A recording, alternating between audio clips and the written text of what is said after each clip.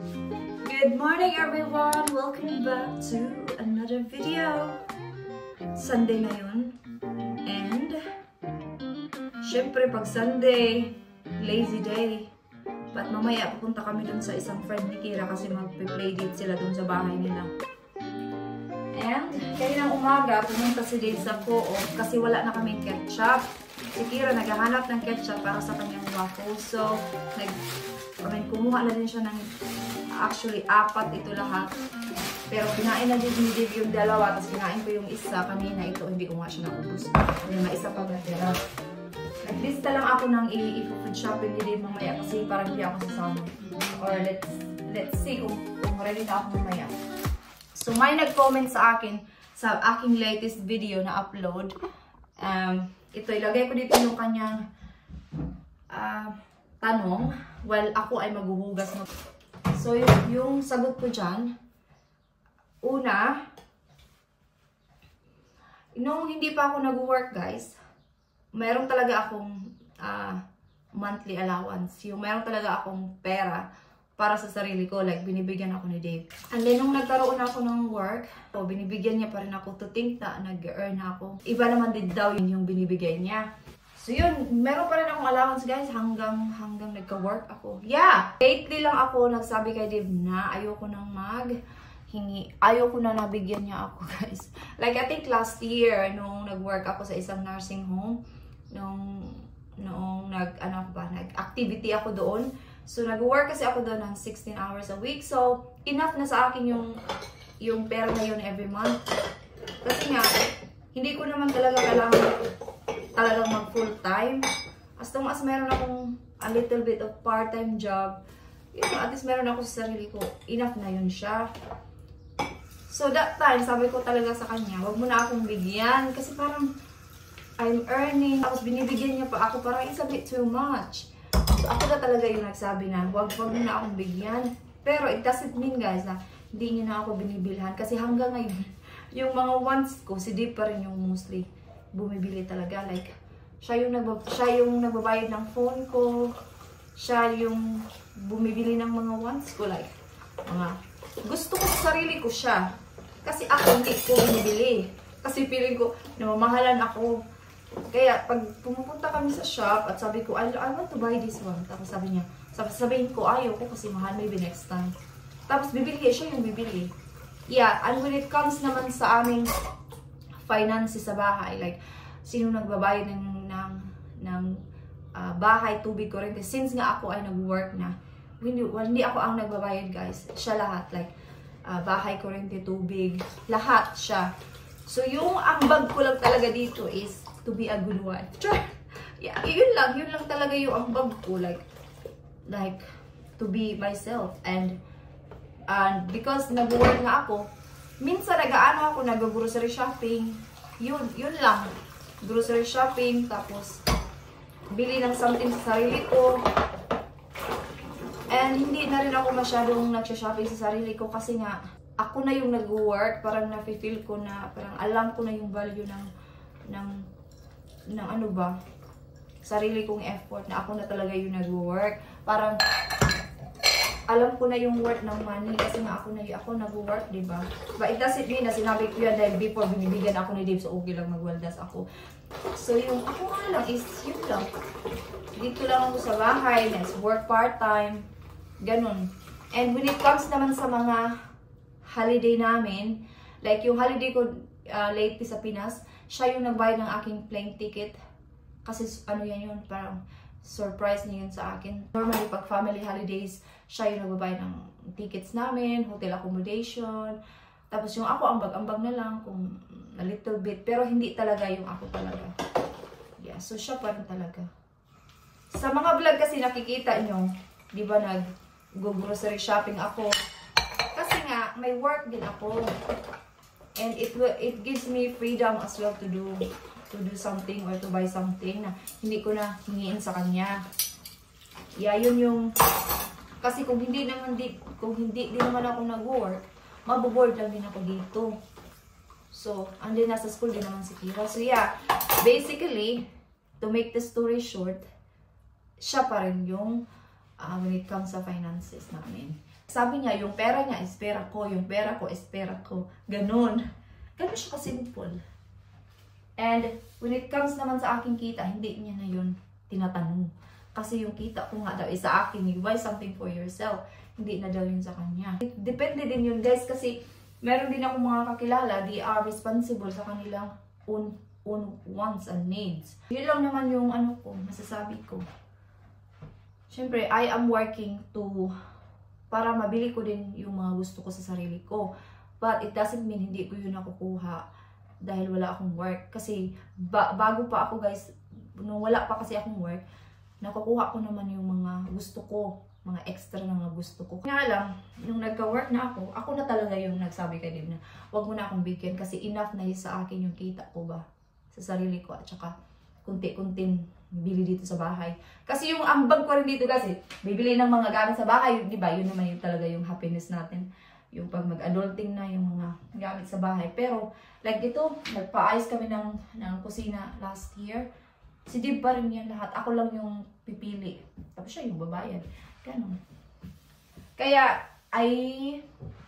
sasabihin ko to ha, na in a way, like, para talaga pag-isipan nyo, no? Pero yung pag-aasawa talaga guys, hindi talaga din easy. Like, dapat talaga, it doesn't mean na yung husband mo is a fam, dapat go, gano'n, hindi. Yun yung naisip ko talaga. Kailangan mo talagang pag-isipan, it doesn't mean na Afam pa yan or Filipino pa yan. Kasi at the end of the day, ikaw lang din yung magsasuffer. Kaya dapat yung lalaki is responsible talaga guys, kasi ma-stress ka lang. Kaya I'm so thankful, I'm so grateful kasi si Dib talaga ba, para siyang Filipino din kasi parang kung ano yung gusto ko, parang nafe-feel din niya. And I'm not being materialistic kasi hindi ko nga binibili sa sarili ko kasi namamahalan ako. Kasi matipid talaga ako. Basta matipid ako. Kala nyo lang na, siguro sa Facebook nakikita nyo, bumibili-bili ako ng ganito. Pero nag-iisip ako ng many times bago ko bibilihin yung isang bagay. Yeah, yun ako. Kaya medyo bili-bili ako ng mga sale, gano'n. Tapos si Dib nga lang ang nagagalit sa akin kasi pinag-iisipan ko pa siya ng ilang beses bago ko siya bilhin. Kaya siya na lang yung bumibili. I'm not bragging about my life here because hindi naman talaga perfect yung life ko dito, no? Yun lang naman guys ang aking masasabi. Okay, at ako ay maliligo na. Ito, mga hugasan ko dito. Tapon ko muna to. Ito yung aming lista. Kulang pa to. Yeah, so ako ay maliligo na guys.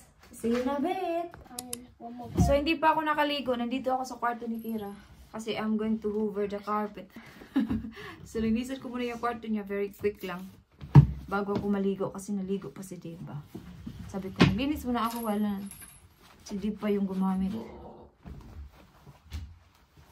So, what are you doing, Bob? Cargos. Are you using that one?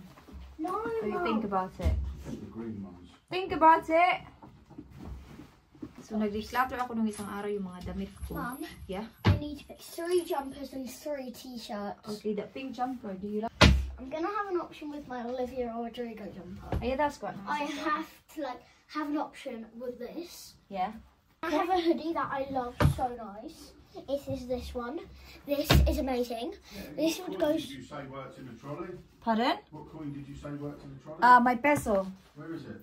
In my bag. Wide leg jeans, Yeah. but I don't. Pipilian daw niya kung ano yung susuotin niya for today. Honestly. Okay? Kira, you fancy cleaning nibbles today? Yeah. Yeah? Yeah, you got a pound coin there. So, that's the first part of the shopping done in Lidl's. Now, time to go to Sainsbury's and get the rest of the stuff, including some nice cakes for the boss. Bye. Right, that's us done, people. Time to go home and relax and put all the shopping away. Have a good day. Well, it's not a very nice day today, and I can quite safely say it's not exactly Boracay, is it, people? So, I suppose I better put the shopping away.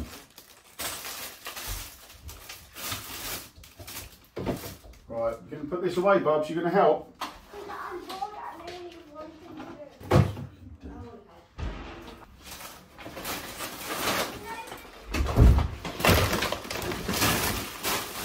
Thank you very much. Yeah.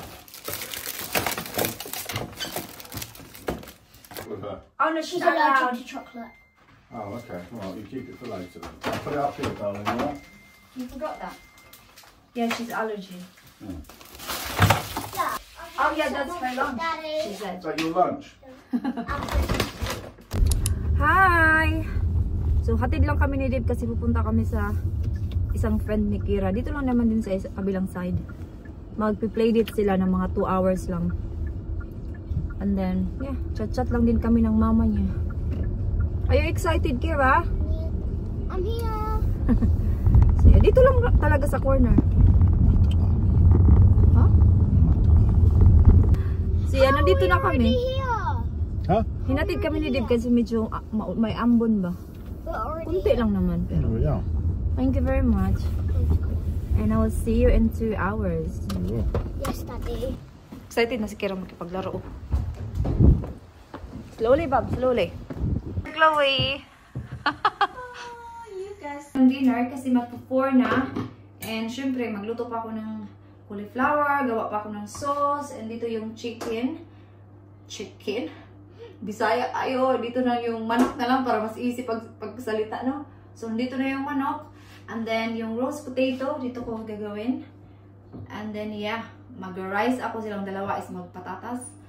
So, anyway, hopefully, nasagot ko yung question na yun, no, kaninang umaga. It's very good na independent tayo sa ating mga finances. Independent or responsible tayo sa ating mga binibili. Like, sa ating mga wants. Yung mga gusto nating bilhin sa sarili natin. But, pag kanya-kanya kasi, iba sa kanya, parang hindi na kayo mag-asawa noon. Hindi na kayo mag-asawa kung gano'n yung usapan.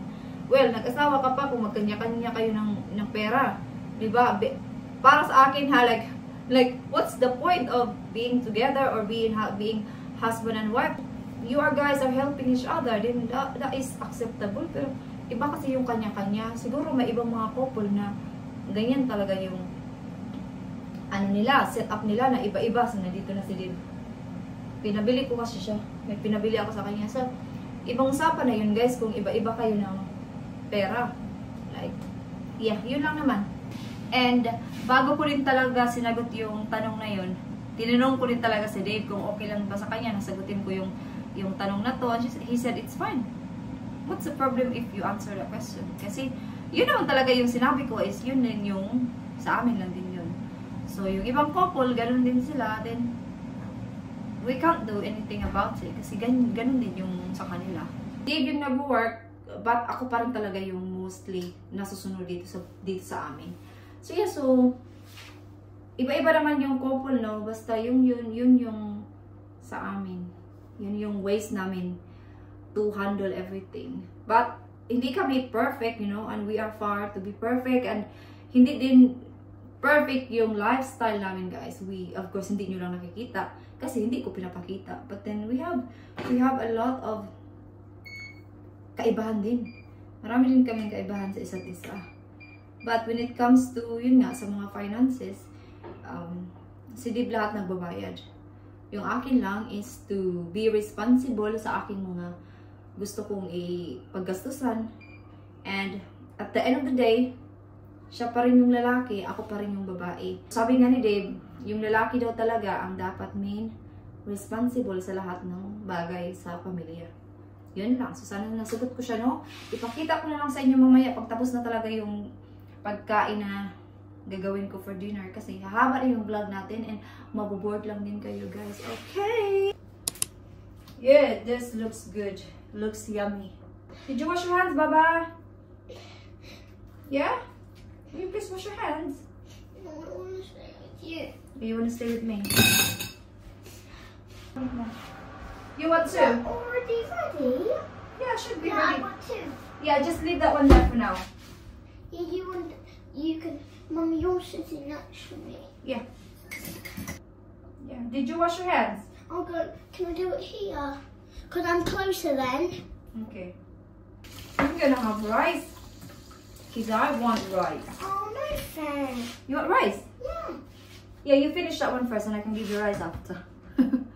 Afterwards, I had ice cream. You had ice cream at Chloe's. I tried berry ice cream. Ah, is it good? Mum, you're just eating all of Yeah, you it. can have my rice. It's still a lot. Okay? Oh, beauty. It's cold. It is cold. I need to reheat it. So, tapos na kaming kumain. Busog ang lahat. At ngayon ay maghuhugas na naman tayo ng mga plato. Hugas na naman. After kain, hugas. Si Dave maligo. Si Kira maliligo na din yan soon. Kasi kumain pa siya ng ice cream. Tapos maligo na yan siya. And then, matulog ng maaga kasi may pasok siya bukas, Monday. Back to school, back to work. Yeah. So yeah, I think i-end ko na dito yung vlog kasi wala na akong gagawin. Wala na kaming gagawin. Tapos na. So yeah. Kung mayroon kayong mga tanong na as long as kaya ko siyang sagutin, I will answer it. So yeah, thank you so much guys for watching and I hope to see you guys on the next one. Thank you!